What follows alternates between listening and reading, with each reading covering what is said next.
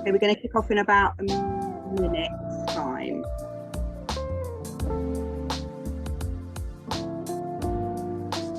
Morning, Helena. Welcome.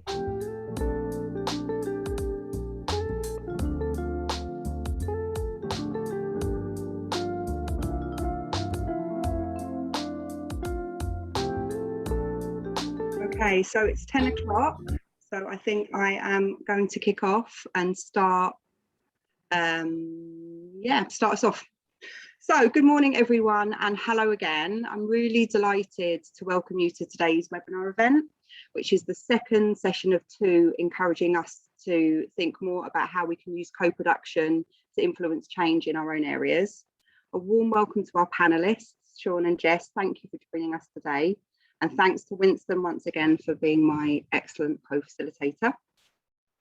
My name's Katie and I'm the Community Programme Lead at Fulfilling Lives, Lambeth, Southwark, Lewisham.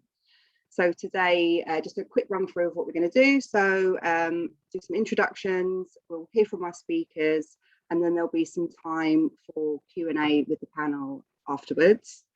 We are also joined today in the audience by Johnny Glover, a colleague from More Than Minutes, who will be illustrating the discussion as we go to capture a visual representation of the conversation this morning.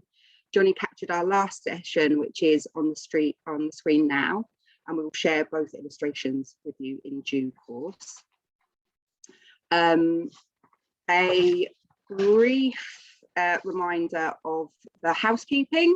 So we are reaching you over Zoom webinar, and this means your cameras and microphones are automatically turned off. However, please do use the chat function to interact with us and with the other participants in the room. We know that others will have a wealth of knowledge and experience to share today. And today is about hearing from everyone, not just the panelists.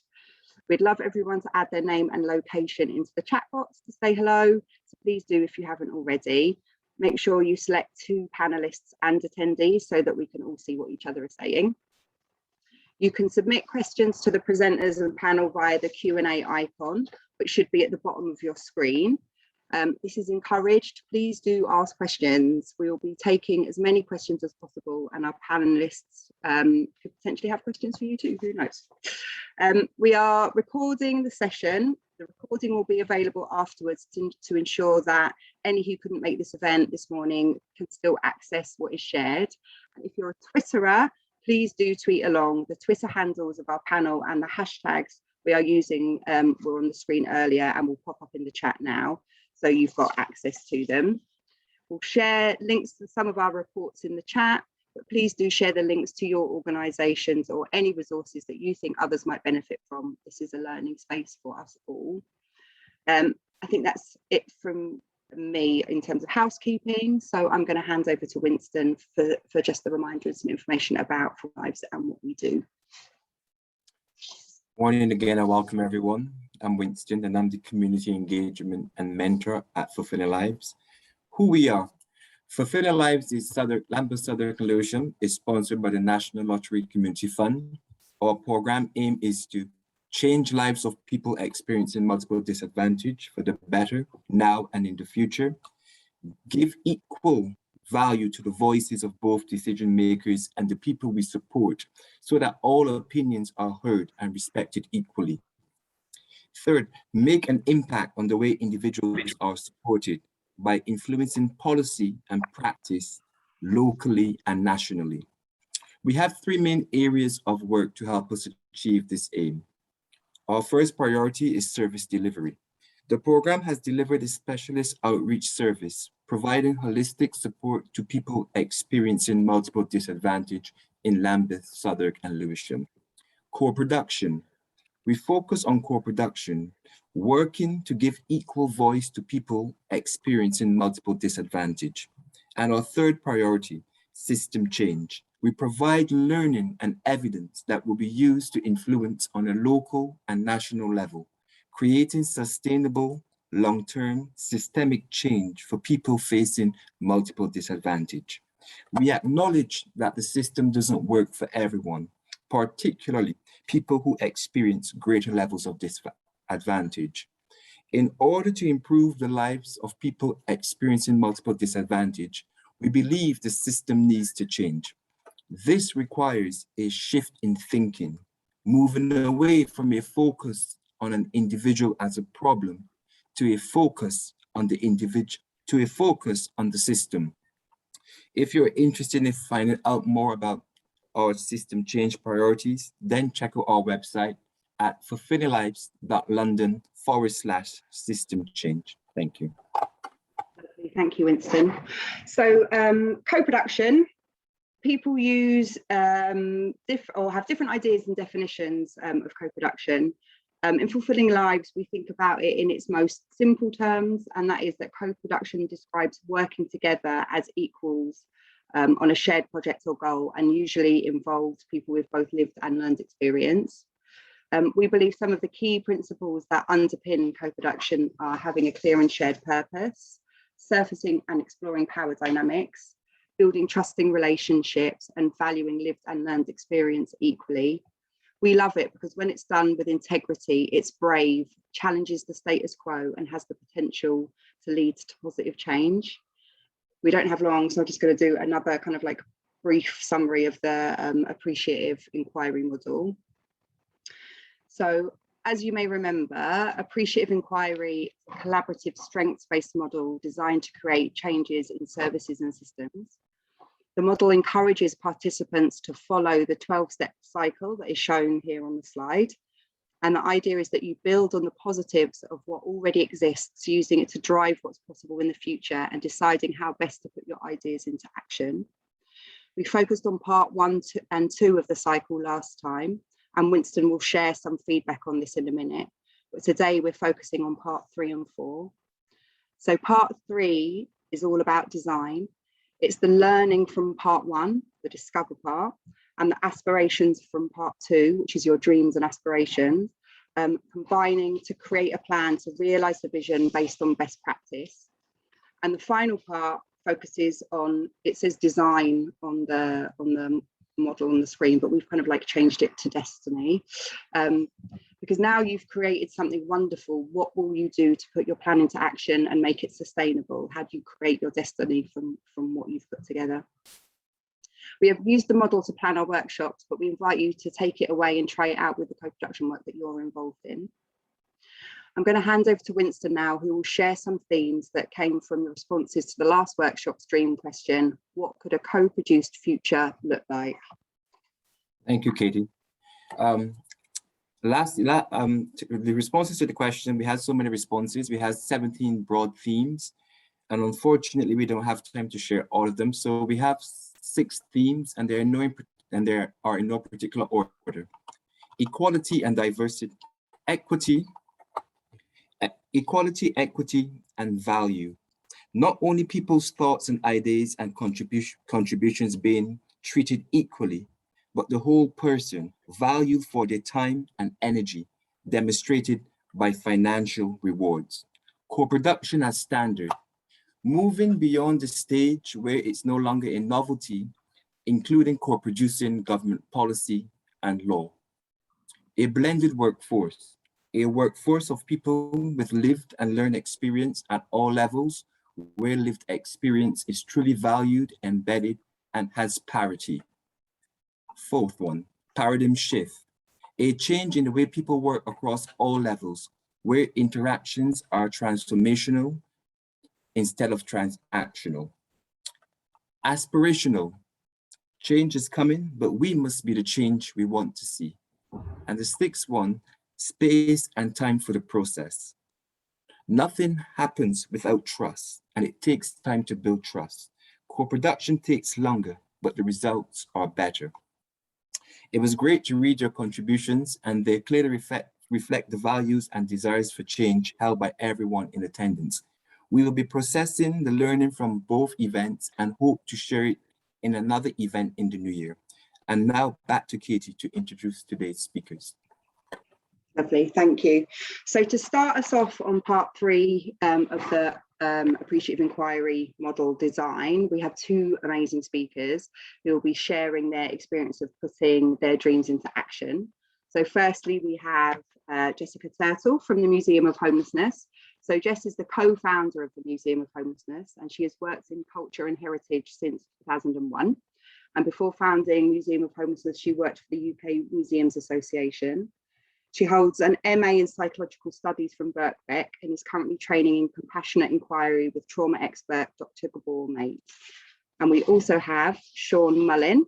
Sean from Revolving Doors. So Sean is an educator and communicator and proud dyslexic.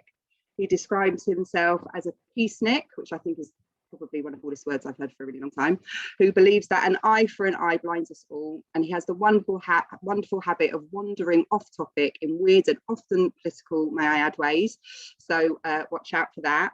He has a great passion for social justice and supporting grassroots organisations, helping them to bring to fruition the hopes, dreams and aspirations of those considered marginalised. So yeah, great panelists today. So I'm really looking forward to hearing what they have to say. So I'm going to hand over to Jess now to start this off. Thank you, Jess. Thank you so much. It's really lovely to be here, and thank you for the invitation. It was great to see the learning that's already come out of these sessions. So it's lovely to be a part of it, because I do really believe in systems change. And what I'm going to tell you all about what Museum of Homelessness does, but I'm also going to talk about power and money, because I think that what co-production is really about is about righting an injustice. It's about rebalancing power. The reason that organisations need to engage in co-production is because communities have been marginalised, usually, and it's about trying to set that right. And in the history of homelessness, which we look at in Museum of Homelessness's work, because we think it's so important to learn from what's gone before, the homelessness sector as we know it today actually started out with intentional communities of people in the 1950s and 60s who were trying to live and work together in a co-equal way. That was the language that they used at the time. So it was people who were street homeless and people who were volunteering, living together, and trying to make a change together. That was the Simon community, which was set up in the late 1950s, which out of that came St. Mungo's, the Cyrenians, many of the big names that we know today. So I think it's just interesting, because what we're trying to do with co-production today in the sector is where the sector came from, in a way. It was very grassroots, but it was very about looking at equity, looking at power imbalance, and trying to right that. And then during the late 70s, early 80s, a change happened. It happened within the history of St. Mungo's, actually, specifically, but they brought in a new way of working with people who were homeless, which they felt would be more empowering at the time, which was to think of people more as service users, to think of people as having a more transactional relationship with the organisation, as people who would pay rent and get a service back. And that was trying to bring it out of sort of the more charity model. And I think it's really interesting to trace that and to see where we are now in the sector. I think it's gone too far in the transactional way. And people do feel like they're disempowered by that system and they do want to change it. So I just wanted to start off by acknowledging that where we've come from, and that, you know, there are roots of this in the homelessness sector. It's important to me as a museum professional. It's also important to me personally, because I was born in one of those communities in the early 80s. My dad founded it. He was a homeless community organizer, and my mum was a community organizer as well. And so I was brought up in one of those co-equal communities. And so I've lived that, and I've experienced that. And I know that it can work. So that's something that we try and bring that way of being into Museum of Homelessness's work. And I'll talk through a few different ways that we do that. But just a quick description of Museum of Homelessness first. We are a museum. We hold the National Collection for Homelessness. We don't have our own building yet. At the moment, we share space with the Outside Project, which is the UK's only LGBTIQ specialist shelter and community centre. And Museum of Homelessness was founded by me and my husband in 2014. And we quickly gathered a community of people around us who wanted to make a Museum of Homelessness happen, and who were, it's really a survivor community. most people in our community have either experienced homelessness, trauma, other forms of oppression, and we've come together to make this happen and make a change. So we do everything that a normal museum would do, like we do exhibitions, we do events, we do research. But because we are a community of people with that experience, we also take practical action to support each other. We campaign really hard as well, which you wouldn't expect a museum to do, but we really want to see change happen. So that's part of our DNA, really. And museums are about power. So museums are, they were a colonial project. The earliest museum was set up in the mid-1600s. So, and then as empire grew more and more, were established in the UK to really be treasure houses for empire. So they are a power vehicle. And that's why me and Matt, my husband, wanted to set one up with and for people who are homeless, because it's about shifting that power. And it was a really effective way we thought of doing it. So we involve the community in different ways, depending on people's situation. Someone who's still navigating life on the streets is going to want to contribute in a different way to someone who has come through a lot of trauma and is now settling in and is at a different place in their life. So we make sure that Museum of Homelessness works on a person-by-person basis. People do different things at different times in the organisation, paid and voluntary roles, and it's really designed on that bespoke purpose. One of the really involved ways that people can be part of Museum of Homelessness is to be part of our core group. Is a group of people that meet monthly and who really decide pretty much everything that the museum does. So that leads us down some really interesting roads, and it has been the most amazing thing to shape the organisation. Right from the way that we collect people's stories and objects about homelessness. We do that in a way where the stories are performed. We don't have labels. People said in the beginning they just didn't want a 50 or 100 word label to describe these stories. So we actually perform them, and that also provides creative employment for people in the community. With preparing our new show about the pandemic now using that method. It's made us a campaigning organisation. It's made us shout quite loud about some of the injustices that we see. And that's been, you know, a really wonderful thing to be part of, because we do see an impact on our campaigning work. It's also made us do things like, when the pandemic hit, we repurposed all of the museum's resources, all of our activity to 7-day-a-week emergency response, getting food and supplies to people on the street, to people in emergency accommodation, all through 2020. And that was, you know, that was really brilliant. Other museums might have needed to shut their doors, but we were able to actually borrow a new building off the council and just change all of our operations to do what needed to be done.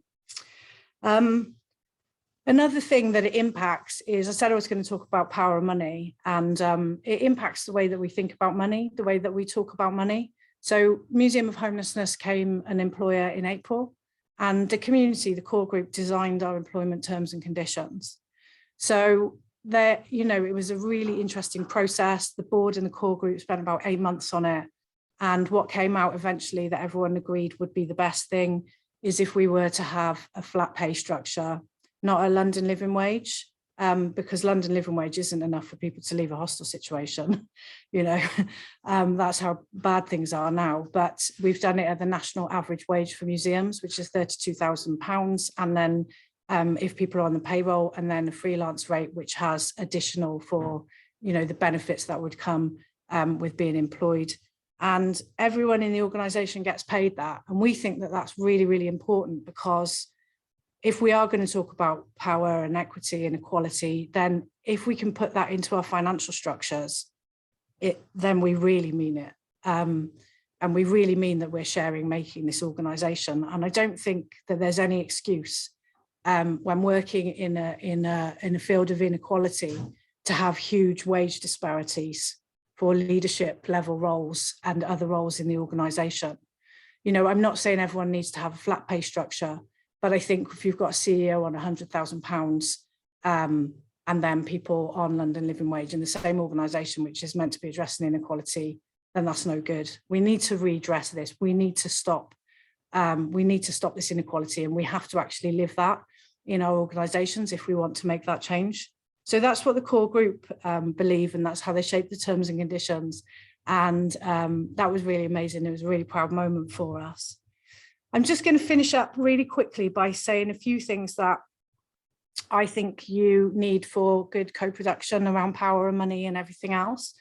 I think, first of all, if you've got charitable structure, you need a board who are really invested in it, not who see it as a tick box exercise, but the trustees have to, our chair of trustees and all our trustees are amazing. They practice something called consensual governance, where they really are engaged with the core group, with the community, and really acting on what the community says the museum needs to do.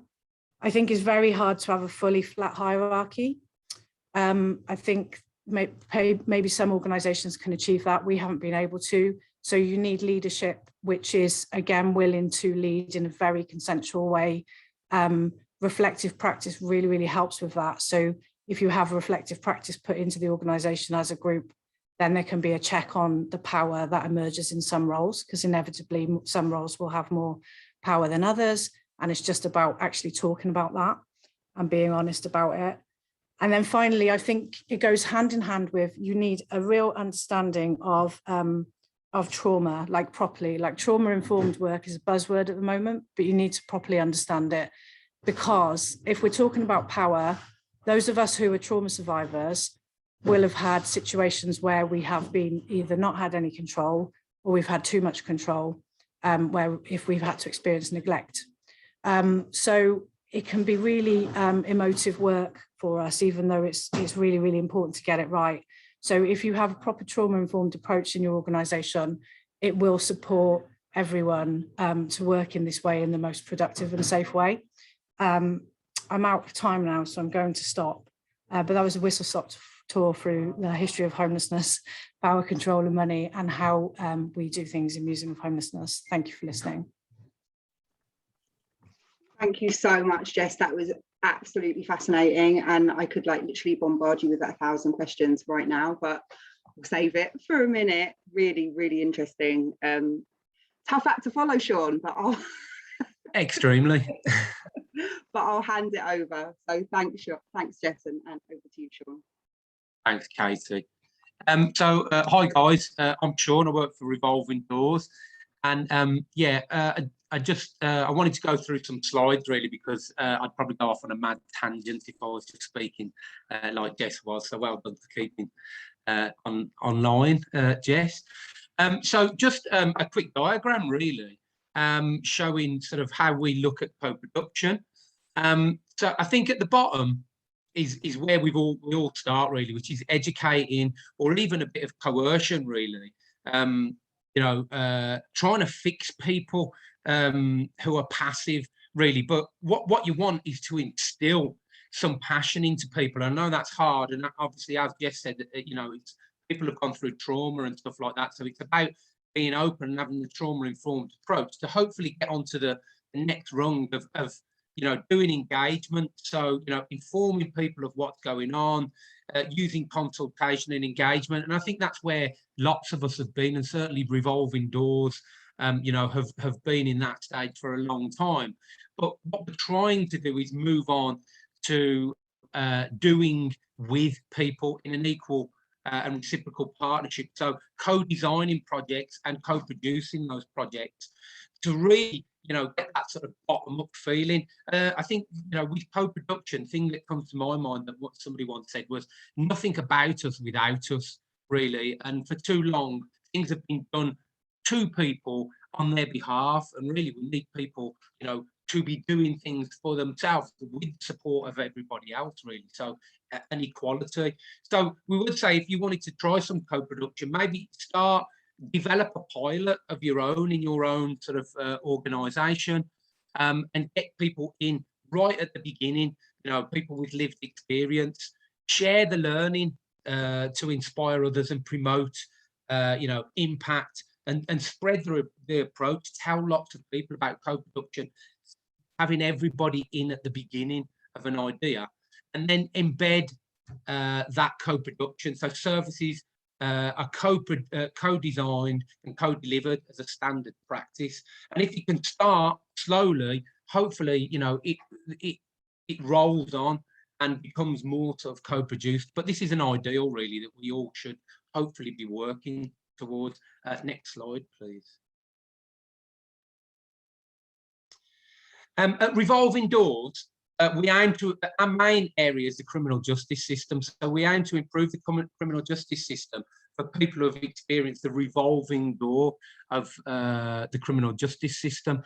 So what we do is we use people's lived experience to come up with ideas for research, and that research then attempts to change policy or create government policy, and that policy then feeds back into the lived experience that tries to check on whether those policies are working for everybody, and then that can then create further research. So it's sort of a circular thing with lived experience really at its heart.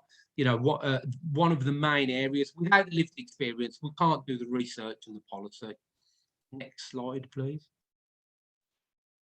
So our lived experience model is membership. So as people join the Revolving Doors, we have lots of different forums working with the criminal justice system and also working with the National Expert Citizens Group. And it's the idea of equality, that members are equal. And we use their membership as a stepping stone for progression, both personal and developing skills, really. So after they've been with us for a few years, they can leave Revolving Doors and go on into the world of work, you know, carrying on with what they want to do. We use training, so we use peer research, peer facilitation to do some of the research that will then cascade into policy. We use preparation, so we do debriefs and checking in after meetings, prior to meetings. And we also have a safeguarding approach, so we make sure that, you know, any meetings that we go to, there are safeguarding. If it brings up trauma, we can, you know, take people aside and talk to them about the trauma. So there's always a member of staff there to support people and to make sure everybody is safeguarded. And we do attempt to pay people for their time. So anybody that uses their time for Revolving Doors, they will get paid the going rate, really, for their time. I think it's about £11 an hour at the moment. Next slide, please. The challenges and the pitfalls, well, these are the big things, aren't they, that catch us all out, really. And I think the biggest one can be being overwhelmed. Where do you start with this? You know, you've got an idea, but where do you start? Where do you get the people to get involved? Start small and don't be overwhelmed. And, you know, focusing on the challenges can really stop us from moving on. We want to focus on the vision. What do we want? Where would we like to get to? And by focusing on that vision, you can deal with the challenges one by one, rather than if you focus on the challenges, it all becomes overwhelming, really, and you don't get started. Not knowing why. So why do you want co-production? You want co-production because co-production will bring everybody in. It will create equality and hopefully create better outcomes for everybody, both for the individual and for the service and for the nation and the community, really, we hope. You always need somebody at the top leading this. If you don't get management involved, if you don't get seniors backing it, you're not going to get full co-production. So you need senior backing for this from your board, as Jessica referred to the board there and the equality within the board. If you get a board that's into co-production, it's going to be much easier to pass it and cascade it down through the rest of the organisation. Management versus organic approaches. Trust in the process. Sometimes you want to manage this because you feel it's not moving forward. But if you give people enough space and give them time, then it will automatically come. People know what they want, and people know how things don't work, and people know how things can work. So let it organically grow, really, rather than trying to, you know, overmanage, which happens sometimes. Inadvertently setting the agenda, you know, again, and this comes back to that management. You're over enthusiastic, you want to get started, so you set the parameters for people. Don't do that. Keep your vision in mind and just let it happen. It will happen. It may be very slow, and sometimes that slowness can be really worrying, especially when you're talking about, you know, where's the money coming from. But if you let it grow organically, it will happen, particularly if you involve more people. And again, going back to being overwhelmed, it can be overwhelmed, or you don't support people getting involved. If you give people space, if you provide tea and coffee and biscuits sometimes, but plenty of tea and coffee, plenty of space, plenty of talking room, and support them, you know, financially, then it will happen. It just takes a little bit of time. It's not easy, co-production, but it's something we should be aiming for. And I'm not saying that Revolving Doors are perfectly there yet, but we do have buy-in from senior managers, and that's where we're trying to go.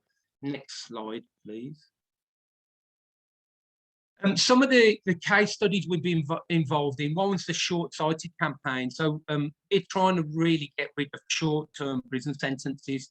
We think they're short-sighted, and they actually end up, you know, causing more harm to people than was happening to them in the first place. So, you know, 12-week sentences, stuff like that, which means people can lose their accommodation, lose their benefits, all this. They don't get chance to get the support maybe in the prison that they may do if they're doing a longer sentence, and they come out in a worse position than they were before they went in, really, which a lot of the time they're committing crime because of poverty or trauma or addiction, you know, and they come out even worse. So that's one of the campaigns that we've tried to use the voice of lived experience, people who have been in the Revolving Doors, to try and campaign to get rid of the short sentences. We've also worked with lived experience people, working with the National Probation Service, trying to reduce, working on the reducing reoffending plans, and how to support people when they're coming out of prison. So, you know, thinking about that, particularly that first day of release, where people are expected to do 5 or 6 meetings in one day, you're setting people up to fail, particularly when you're only giving them 76 quid to get to these appointments. We worked with people in Stoke who actually did the journey. I think they had 3 caseworkers that did the release journey, and none of them managed to meet all the meetings. So we're working with Probation Service to reduce that and hopefully get through the gate services that can work with people before release, you know, to reduce these meetings. I particularly work on the National Expert Citizens Group. We recently worked with Dame Carol Black Review on drug provision in England, and we had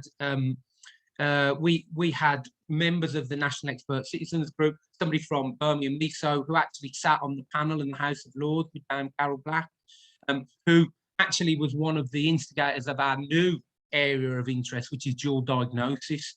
And Dame Carol Black, in her report, came out, you know, highlighting the problem of dual diagnosis and the problems around funding and the lack of support, you know, around addiction services and stuff like that. So we felt that, you know, Dame Carol Black and that came to us. They had an idea. We used the voice of lived experience and actually sat on the panel to help create the report.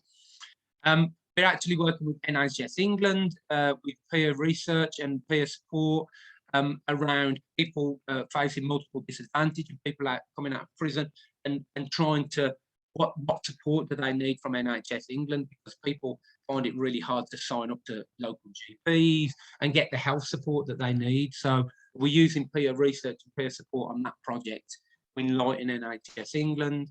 And we've also had members talking to the Justice Select Committee and House of Lords inquiries on various things, such as the COVID, what happened to services during COVID, also on prison release. And we're also going to be talking to the House of Lords inquiry on the new police crime sentencing and court bill, that's coming through, and how this may disproportionately affect young people, especially of from the BAME community, and how it's going to affect travellers and all these other communities, really. So these are some of the case studies where we've tried to use the voice of lived experience. Not always co-produced, I will say, but certainly that's our aspiration, to try and get these things more co-produced. And we're certainly working on the new Challenging Futures programme, which I do feel has been far more co-produced than a lot of the things that we've done in the past. Next slide, please. I'm not sure that, I don't think that's me. But just to say, again, as I say, co-production is an ideal, and it can be extremely overwhelming to try to do, but when it works well, and the results work for everybody involved, on top and bottom to top and top to bottom. So, yeah, if anybody's got any questions, thanks. Thank you very much, Sean.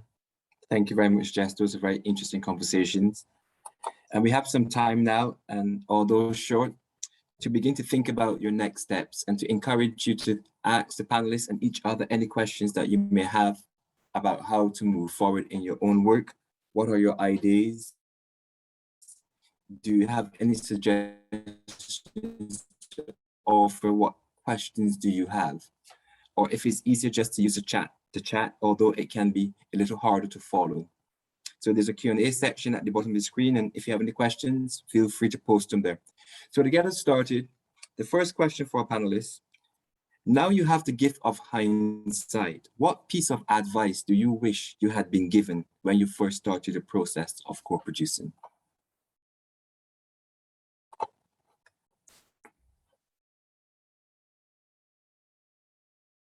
Sean or Jess, any one of you? Sorry, can you repeat the question again, Winston? Now that you have the gift of hindsight, what piece of advice do you wish you had been given when you first started the process of co-producing?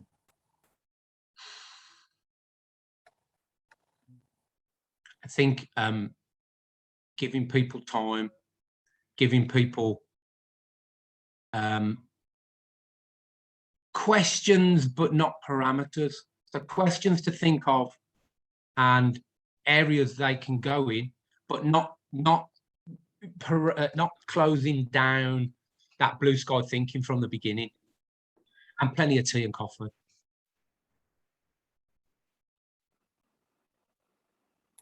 Thank you, Sean.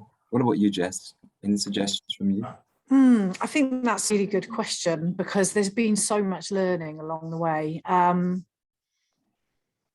I think for me, in the beginning, like 2014, how many years ago that was, better understanding of how trauma manifests in myself and in like other people in our community, and just in there, and therefore in all the organisation and what we're setting out to do. That would have been, I think, self-education around that is really helpful when we're embarking on this work. Yeah, I think as well, just to throw my 2 pence worth in, I think if I could go back to when I started getting involved in co-production, my advice to myself would be just to slow down. Like, you don't have to like rush, and like, just slow down and enjoy the process and learn from the process as you work through it. Is definitely something that I've learned along the way, and not being so kind of like outcomes focused and more process focused. So I think that, but there's lots of questions coming through now in the Q&A. So somebody has asked, how do you get the ball rolling and set up the structure for co-production without overly managing the process? That's kind of like linked to comments that you've both made. I feel like Sean would have a good answer to this. I really liked your presentation, Sean. If it was really like accessible, and so yeah, I think you should do that one. I think firstly, what's the problem you're trying to solve? So, and you can divide them problems up, but you're not going to solve everything. So think about what's the problem you want to solve, and then think about possible solutions. But that needs to be done in an open forum. really, where people agree on what are the problems you're trying to solve, because some people may see certain things as much more of a problem than others, really. So you need, you need dialogue even at the beginning to force that out. So once you've agreed on these are the problems we're trying to solve, then you can again come back together and go, okay, so where are the solutions in this, and get everybody around the table really to shop those solutions, and then you can slowly, with agreement of everybody, narrow the things down. But I think the main point is you have to be solutions focused. We can all bang on about the problems. We all know, everybody knows what the problems are. We're here to try and solve the problems using everybody's expertise, both the lived experience, the researchers, and then policy, which needs then to feed onto government. And if we simply bash the government or we bash the people, we don't get anywhere. We have to work with them. And that's when you get this sort of, instead of a hierarchy, we want a flat level, as Jess said, we want everybody to be equal. And we can't be equal unless we have everybody in at the start. But it is probably the most difficult part of the concept, is that beginning. So that's what I would say. I've got loads of questions coming through on my WhatsApp because Jess is having trouble in the Q&A. So I'm not on Twitter. I'm literally looking at questions. Just FYI. So there's lots of questions for you, Jess, as well. So Jess, what can services today learn from earlier models like Simon Community and other groups? And can you share a little bit more about the process of shaping and the development of the community designed around like employment terms? What was it like from start to finish, and any recommendations you can share? Sorry, that was like lots of questions squished in. So the first one is, what can we learn from the earlier communities? Yeah. I think what I have learned is probably around, like, I think we need more compassion in our relationships, less transaction in our relationships, in working together.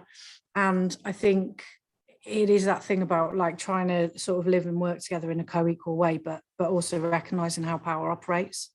So equality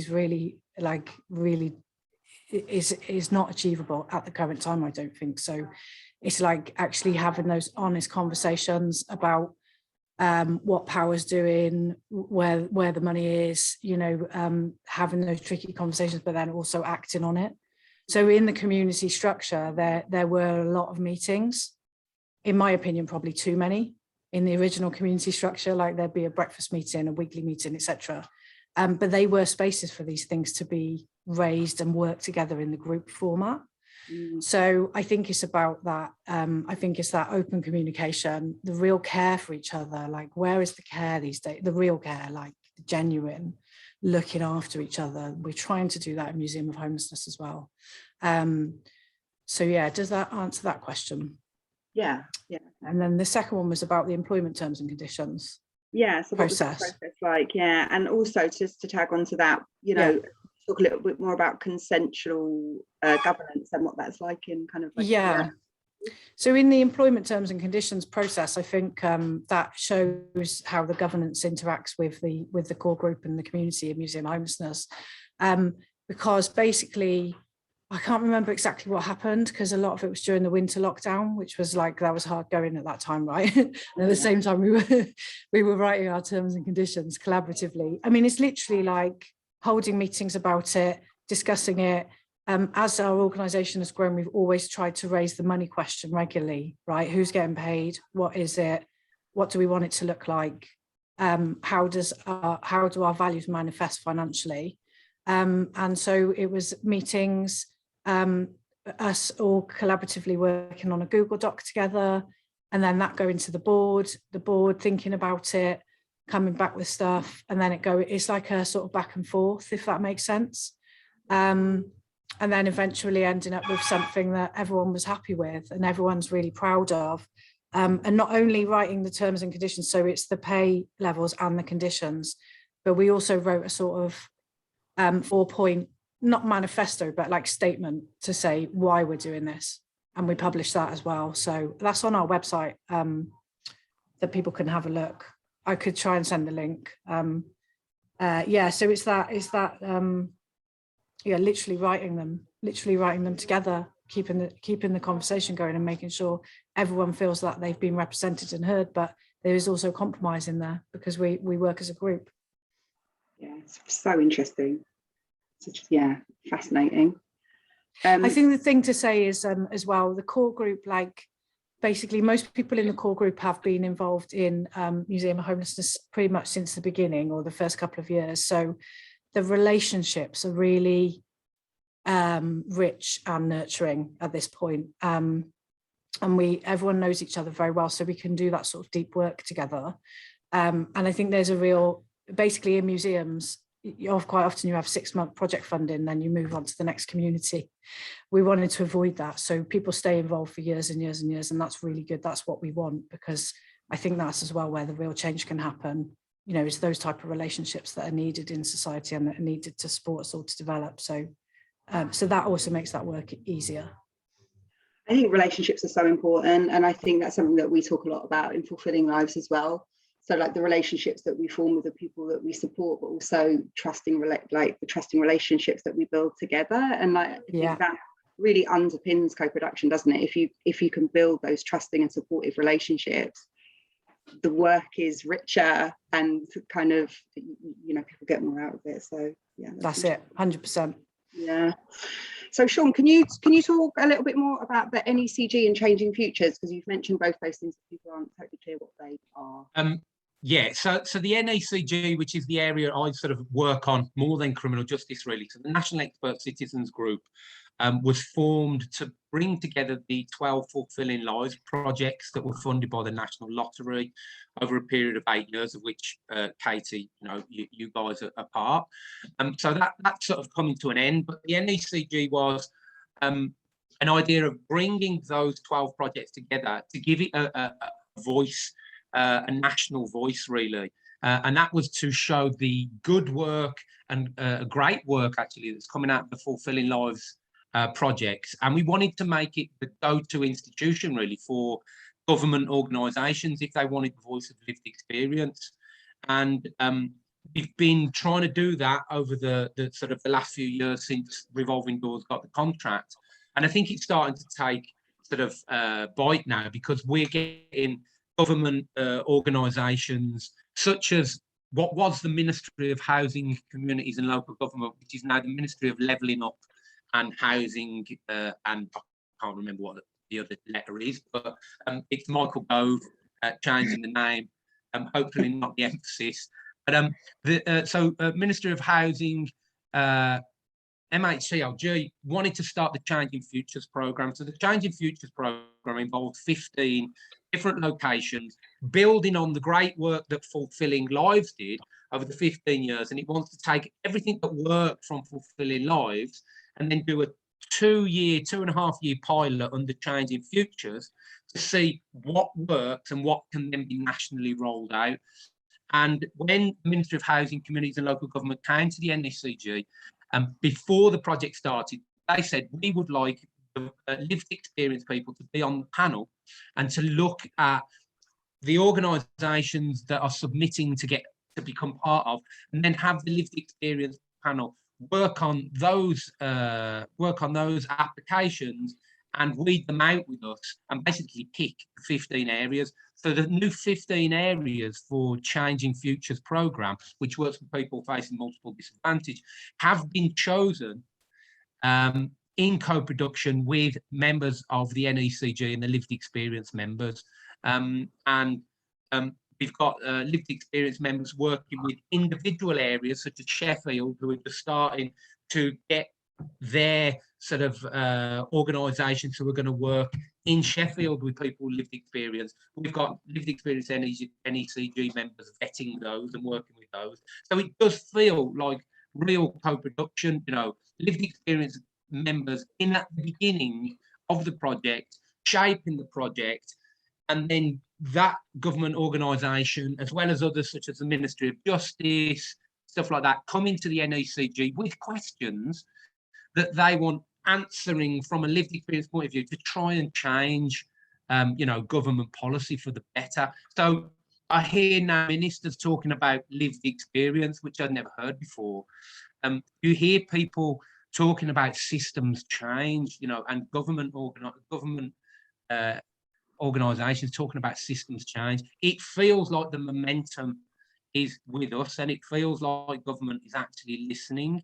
I just saw, I saw Jordan's question, nothing about us without us. Is that one of Revolving Doors principles? I don't think we actually write that down, but it is, because we don't think we can write policy or do research without the voice of lived experience.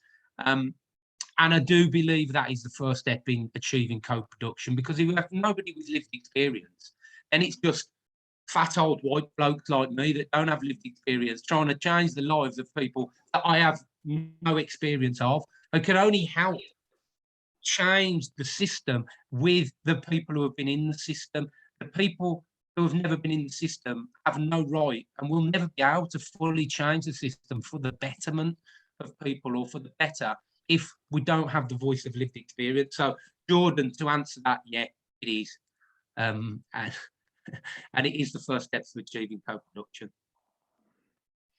You know what, we've run out of time, and honestly there are so many like amazing questions, so I don't know, I think we'll do something about kind of like collating some of these questions and getting some responses maybe via email and sending them out, because there was a lot of questions around kind of like talking about power dynamics and thinking about, you know, trauma-informed approaches. So like, I mean, this is the thing about only having an hour session, it just whizzes past. So I'll do something, all those people that haven't had their questions answered, I will figure out a way to kind of get responses out to you guys, because there are some just endless amazing questions coming through. So I'm really sorry to have to end the Q&A. Such a disappointment, but thank you both, Jess and Sean, for, you know, just wonderful, fascinating and amazing work that you do. So I hope you found the time to chat with the panelists useful in thinking about and exploring your own next steps. And we want to really quickly end by sharing some of the recommendations that we've put together. And I know both Jess and Sean have talked through some of theirs as well. So these are some of our suggestions for using co-production in practice that we actually put together while doing co-production with the appreciative inquiry model. So I think one is like having a clear and shared purpose. So share the model with participants, or if you're not using a model, really share your ideas and what you're hoping to achieve with people that you've got joining you. Explain how you see your processes working, and respond to feedback and be prepared to be flexible. Make sure that everyone is on the same page when you begin the work. Co-create a group agreement. So use your initial sessions to create a group agreement with people, because if people feel safe and understand the boundaries of the work, they are more likely to feel free to talk without judgment. So co-creating the agreement, it also sets the tone for like the remainder of your time working together. Surface and explore power dynamics, which is definitely something that both panelists, but particularly you, Jess, spoke to. So these can be difficult and uncomfortable conversations to have. However, imbalances of power need to be discussed to allow participants to build trust with each other and to overcome any barriers that may impact ongoing relationships. It's just really important. You kind of can't do this work without talking about power and surfacing imbalance within the room. And just be clear that you value lived and learned experience equally. Allocate time, you know, co-production takes time. And if you're using the cycle, each part of the cycle can be allocated to more than one meeting. You know, you don't rush the process. Give yourself ample time in between as well to plan, prepare and reflect on the work that you're doing. Seek to include other voices. Remember, a person with lived experience doesn't represent all people with lived experience. A practitioner doesn't represent all practitioners. You know, look for ways to exclude other voices, particularly of those who are less accessible. Consult more widely on the work that you're doing with some of those voices that may not feel comfortable to sit in the space. And support well-being. Have meaningful and unhurried check-ins and check-outs at the beginning and end of each session. Gain an understanding of where people are at and what they're bringing with them into the space, and then offer them time afterwards to share their reflections at the end. So we've kind of like written a report of our process of like co-producing with the AO model, and there's like a full set of recommendations and also a bit of like discussion about our process. So I think Jess is going to drop that into the chat. And I'm really sorry to say that it's kind of, that's it, and it's time to wrap up. So I feel really honoured to have been a part of today's webinar. As always, it's just been fascinating. So thank you, Sean, Jess and Winston, for making it so special. It was wonderful hearing about all the important work that you do. And once again, thank you to George, Jess and Jordan for holding everything together behind the scenes. Honestly, we couldn't do this stuff without you. You're just solid. And a huge thank you to everyone for attending. I hope you feel inspired to go back to your organisations and consider what your next steps might be, and how can you push the great work that you're doing a little further. Push how and where can you push those boundaries? And I found a quote that I wanted to share with you by a guy called Carlos Wallace, and he says, "Be the start of something that is good, revolutionary and powerful. Everything after that is a bonus." So if you've been left with any questions or would like to connect with us or with any of the panelists, please get in touch and we'll follow up. And like I said, there was still so many amazing questions that we could have responded to. So I guess that's it. So Fulfilling Lives is in its final year of an 8-year funded programme, and a big part of the kind of final phase is about sharing our learning, which we'll do via reports and shared learning events like this one. So please do keep a lookout of this that we're doing.